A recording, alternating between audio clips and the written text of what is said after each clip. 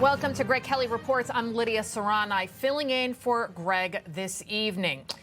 Are you as sick of this Epstein story as I am? I mean, it's important, obviously, and it remains a topic because although Epstein may be dead, the low-life abusers, they aren't. But as I watch some MAGA folks demand this and demand that and even doubt President Trump, I can't help but say to myself, do you realize who you sound like? Associate Ms. Maxwell's in jail for 20 years. The whole country is saying, release the files. That's what Donald Trump said. That's what J.D. Vance said. That's what the Attorney General said. That's what the FBI director said. And now suddenly they want to sweep the whole thing under the rug. Why don't we have a real hearing with real government officials? The American people deserve to know the truth, the whole truth, and nothing but the truth as it relates to this whole sordid Jeffrey Epstein matter. Anytime you sound remotely like a Democrat, like Hakeem Jeffries, like AOC, like Jamie Raskin, think long and hard about what is happening to you. As we New Yorkers like to say, you're being played. The same Democrats now demanding the release of all these files and transparency are the same ones who could have asked for the release of the files under Joe Biden, but didn't. Congressman, you could have gotten that from 21 to 25 when Democrats controlled the DOJ. Why? It was a crisis then. It's a crisis now. Why didn't Democrats call for it from 21 to 25? So, I mean, you'd have to go back and look specifically at particular prosecutorial decisions. And what was taking place in terms of the other cases. So I don't know. We could try to reconstruct that record. If you see such a need to investigate this, why didn't you raise it during the Biden administration? I mean, we couldn't find that you made any public comments about Epstein in previous administrations. Well, I would have been happy to raise it then as well. Frankly, we were focused on so many different pieces, but I have been one of the Democrats that has been consistent on what I call out Republican presidents for and Democratic presidents for. Blah, blah, blah, blah. I mean, they make up the lies as they go along. Listen, I get all the controversy. I get it. Did Pam Bondi, did she overpromise when she alluded to having an Epstein list on her desk? Of course, yeah, she did. Is it truly bizarre that the camera outside of Epstein's jail cell jumped those 2 minutes? Of course. But Pam Bondi says that this is the norm for that Manhattan jail. And guys, we have to remember we have bigger fish to fry here at this point. Remember that it was Trump who he pushed for this exhaustive investigation into Epstein in the first place, and that Kash Patel, Dan Bongino, they also have access to all this evidence. They, too, also pushed hard for years for answers. Who's on the Epstein tapes, folks? Who's on those tapes? Who's in those black books? Why have they been hiding it? You know, it's the same thing with Epstein's list. It's like, what the hell are these Republicans doing? What the hell are the House Republicans doing? They have the majority. You can't get the list?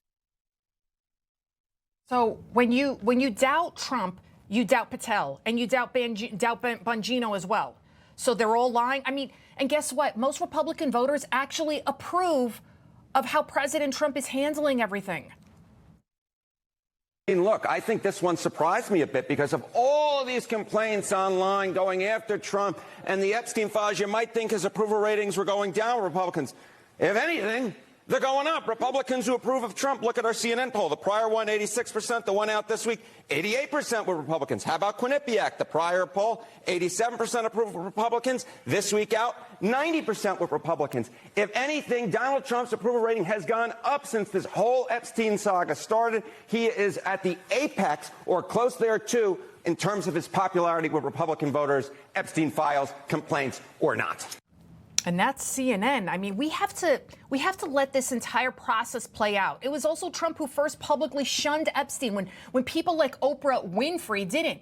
And while the left-wing media continues to demonize President Trump over this, they ignore just how quickly he is fixing the damage caused by Joe Biden, a.k.a. the auto pen. Trump is rounding up criminal legal aliens. He is fixing our economy. The president averted a nuclear war by taking out Iran's nuclear capabilities. I mean, I could go on and on.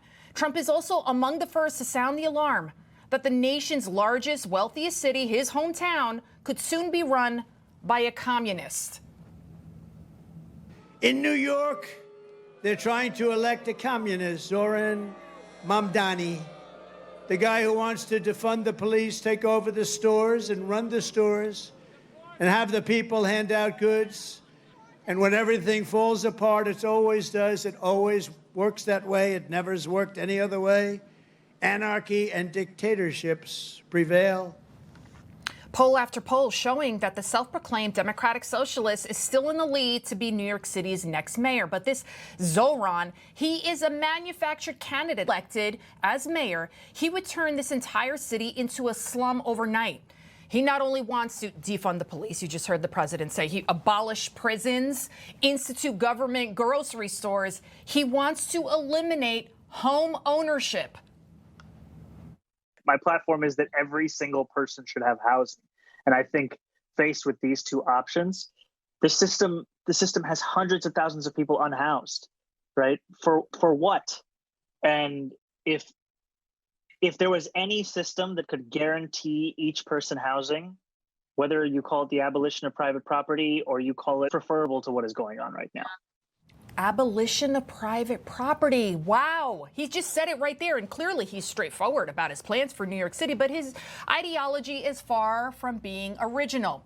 Karl Marx famously wrote in the Communist Manifesto, quote, "The theory of communism may be summed up in one sentence: abolition of private property."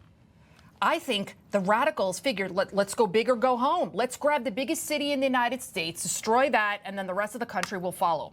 Their plan has worked so far with district attorney offices, judges, and it clearly worked when they got AOC elected.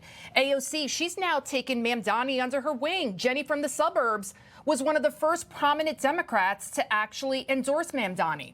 AOC then even brought her work boyfriend to the Capitol to meet with the other Democrats. Get to know him. You know, this is not about having any kind of hard line. I think that if anybody is skeptical, I would say get to know him. And once you get into a room with him, kick the tires yourself and make your own assessment instead of just kind of making assessments from what you may see on television. Democrat after Democrat then sang his praises. They gushed over Mamdani like I once did over Gavin Rossdale back in my day. Mr. Mamdani go. Very well.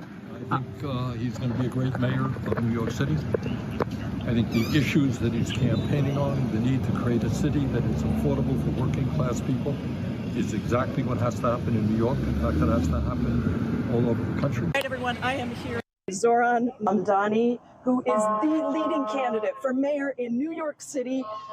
He has so many incredible firsts, but the thing I love about Zohran is what he is doing to lift up working people. And Zohran, what can people do to help your campaign? Well, first of all, I just want to say thank you to Congresswoman Jayapal for having supported this campaign, being a part of the story that brought us to this point.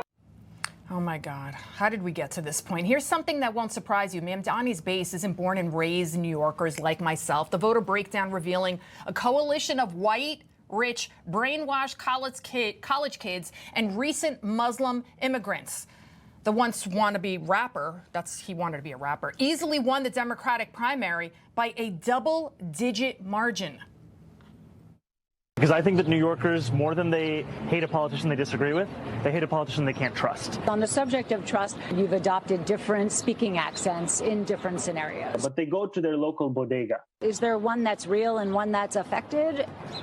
What I would say is, as any immigrant knows, having been born in Kampala, Uganda, and then raised in South Africa and moving here when I'm 7 years old, is there are different parts of my life. Worldwide tour is a worldwide tour is a worldwide tour. Mamdani was talking about a worldwide press tour back when he was a rapper. And the worst part of all of this is Mamdani's whole Robin Hood act is as fake as his accents. He's actually a 33-year-old rich kid whose parents are multimillionaires. His mom's an acclaimed director. She directed a Disney movie. Yet he openly admits to loathing the very underpinning of our successful economy. I think it's important to say that I see the commonality between all of those different kinds of issues which can plunge someone's life into crisis.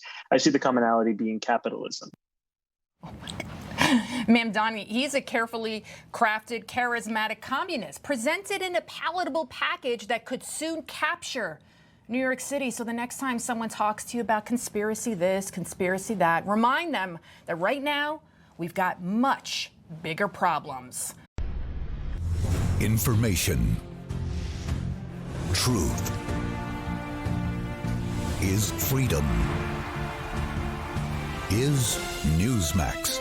It's real news for real people.